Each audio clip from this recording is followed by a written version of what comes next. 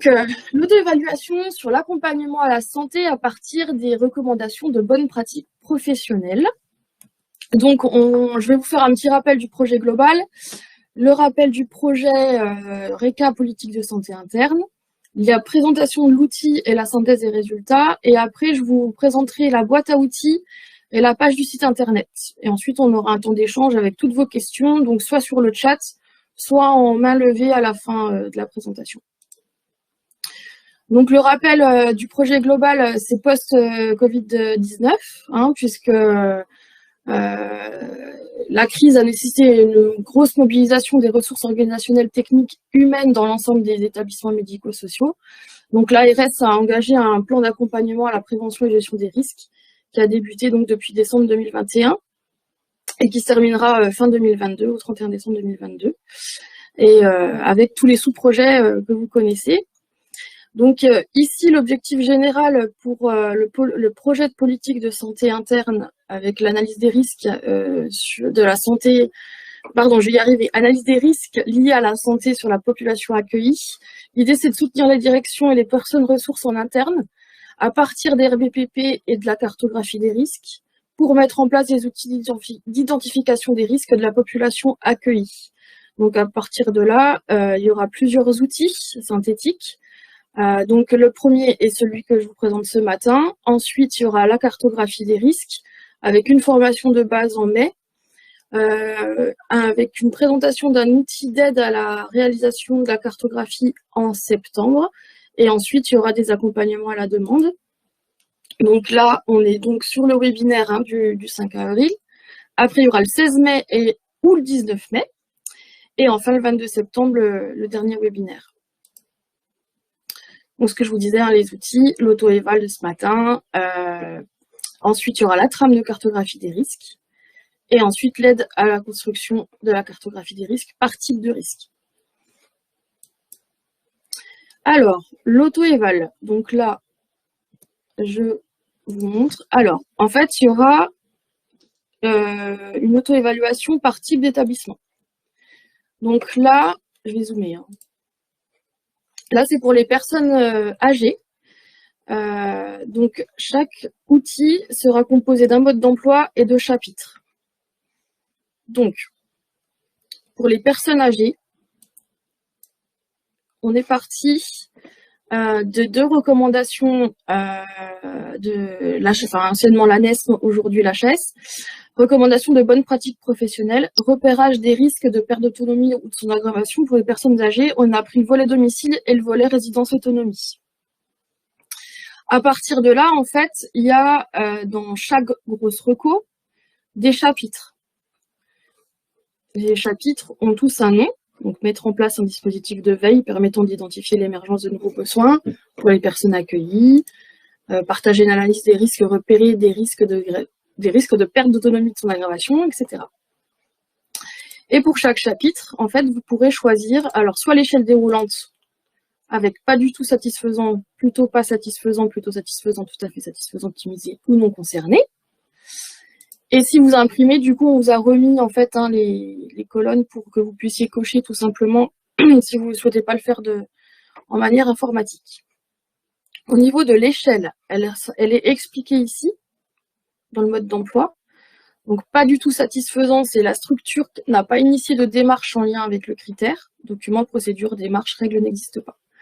Et ce sera décliné à chaque fois par rapport à cette base-là. Donc, encore une fois, c'est une auto-évaluation. C'est à vous de jauger ce que vous considérez comme satisfaisant ou pas, ou optimisé. Et donc, en fait, donc là, pour les personnes âgées, il y a des items à chaque fois. Et la synthèse des résultats sera présentée de cette manière. Ça s'ouvre. En fait, pour chaque chapitre, vous aurez un pourcentage qui sera mis comme ça sur un radar. Comme ça, vous verrez tout de suite dans quel chapitre vous êtes le plus performant et dans quel chapitre il faut améliorer. Et ensuite, vous pourrez avoir le nombre de pas du tout satisfaisants, satisfaisants, etc. par chapitre. Voilà. Et vous aurez également le nombre, pardon, par item. En fait, vous aurez la réponse par item que vous avez coché. Voilà. Donc ça, c'est pour les personnes âgées. Et pour les personnes handicapées et les personnes handicapées vieillissantes, c'est un peu plus complet. Parce qu'en fait, les recommandations ne sont pas faites de la même manière. Nous sommes partis sur les recommandations de bonne pratique professionnelle, l'accompagnement à la santé de la personne handicapée et l'adaptation de l'intervention auprès des personnes handicapées vieillissantes. Donc là, il y a 8 chapitres. Donc pour les établissements qui ont tout âge, donc, vous pouvez avoir les 8 chapitres. Et pour les EHPAD, on a fait un 3e fichier où il n'y aura que les 4 recommandations PHV en fait, pour que vous puissiez vous auto-analyser sur les 4 là. Et en fait, ces recommandations-là sont un petit peu pas faites de la même manière que les personnes âgées. Il y a le chapitre global et il y a le sous-chapitre. Et dans chaque sous-chapitre, il y a des items. Donc de la même manière, vous aurez l'échelle déroulante et on vous a remis les colonnes pour en cas d'impression. Le mode d'emploi, c'est la même chose, hein, c'est la même échelle. Je vous en montre un petit peu. C'est la même échelle hein, que les personnes âgées, hein, comme présenté tout à l'heure. Par contre, ce qui sera différent, c'est la synthèse des résultats.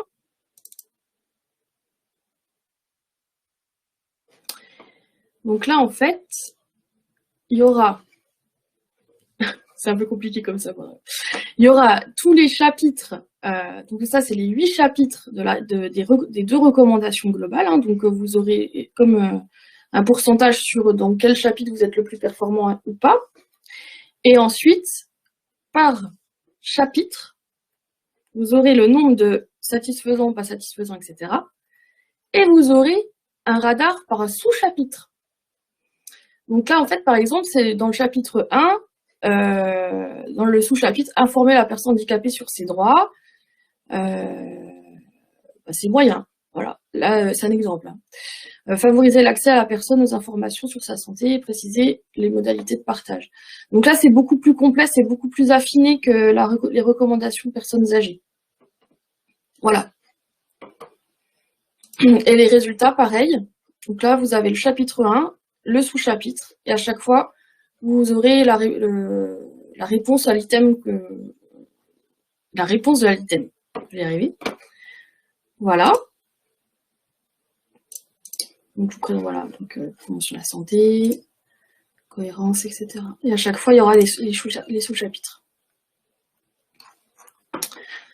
Je reprends mon PowerPoint.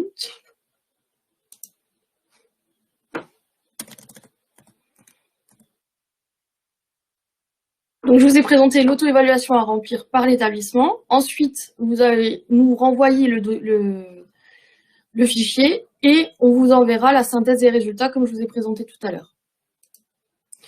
Je voulais vous présenter un petit peu aussi la boîte à outils du RECA. On l'a mis sur le site internet. Donc en fait, là, vous pourrez retrouver... si ça veut bien charger, oui. En fait, là, vous pourrez retrouver tous les outils mis à disposition depuis le début du projet. Donc là, vous avez la présentation globale du projet avec les sous-projets, hein, événements indésirables, politique de santé, plan de gestion de crise, communication.